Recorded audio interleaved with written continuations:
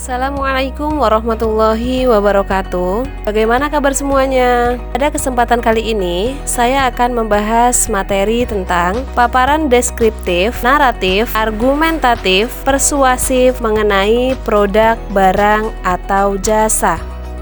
Untuk pembahasan pertama, yaitu tentang materi paparan deskriptif. Paparan deskriptif adalah sebuah paragraf yang menggambarkan sebuah objek dengan tujuan agar para pembaca merasa seolah-olah melihat sendiri objek yang digambarkan itu. Paragraf deskripsi ini menggambarkan sesuatu dengan kata-kata secara jelas dan terperinci. Aspek yang digambarkan bisa tentang keindahan alam, keadaan jasmani, watak, atau perasaan seseorang. Selanjutnya, mengenai paparan naratif. Paparan naratif atau paragraf naratif adalah jenis karangan yang mengungkapkan suatu kisah, peristiwa, atau pengalaman pribadi berdasarkan urutan-urutan kejadian atau peristiwa.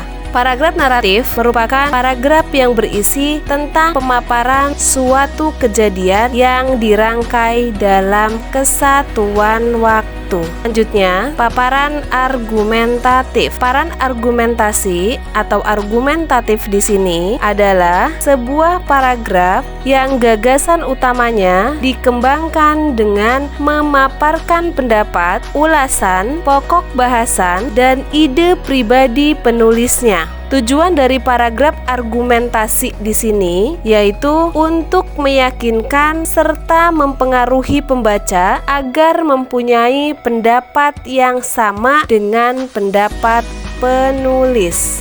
Selanjutnya yaitu paragraf persuasif. Paragraf persuasif adalah paragraf yang bertujuan untuk mempengaruhi, menghimbau, membujuk, atau merayu pembaca sehingga terpengaruh untuk mengikuti keinginan penulis. Paragraf persuasif di sini merupakan sebagian macam-macam paragraf atau jenis-jenis paragraf.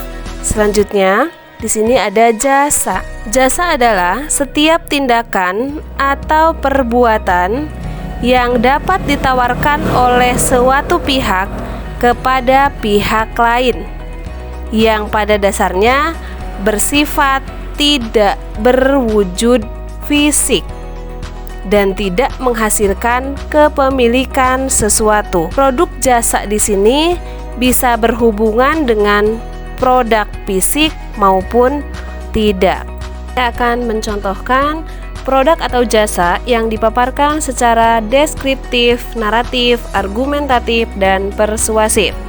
Di sini saya mengambil contoh mengenai jasa ojek online. Yang pertama, secara deskriptif atau deskripsi. Ojek online memiliki kelebihan dan kekurangan yang harus kita ketahui sebelum menggunakan jasa tersebut. Kelebihan dari ojek online yaitu terdapat 3 layanan yang disediakan. Yang pertama adalah jasa instan kurir, yaitu jasa pengantaran barang. Lalu ada juga jasa shopping. Jadi pelanggan dapat meminta tukang ojek untuk berbelanja. Dan yang terakhir adalah jasa standar dari ojek online tersebut, yaitu transport atau jasa mengantarkan pelanggan ke tempat tujuan mereka. Semua layanan ini dapat diakses dan dipesan melalui aplikasi dari smartphone pelanggan. Disinilah kemudahan yang diberikan oleh ojek online kepada pelanggannya. Melalui aplikasi pemesanan ini, pelanggan dapat menentukan tempat penjemputan dan tempat pengantaran, dan akan tampil tarif yang perlu dibayar pelanggan untuk layanan ini. Tarif yang ditetapkan juga tidak terlalu berbeda dengan tarif ojek pada umumnya. Dengan ditampilkannya tarif langsung saat pemesanan, maka pelanggan akan lebih mudah dan tahu berapa biaya yang harus disiapkan. Itu contoh paparan deskriptif mengenai ojek online.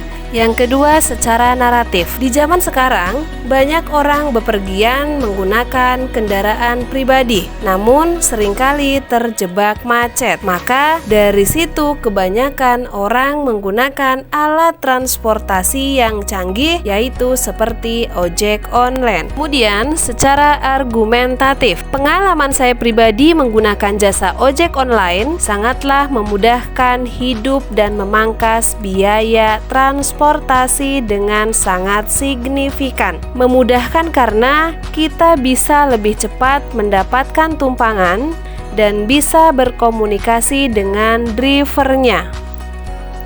Selain itu, pembayaran dapat dilakukan dengan memotong kredit di e-wallet, sehingga tidak perlu melakukan transaksi pembayaran yang biasanya memakan waktu lama atau banyak waktu. Meningkatnya minat konsumen terhadap ojek online membuat pihak ojek online membuka cabang di berbagai kota.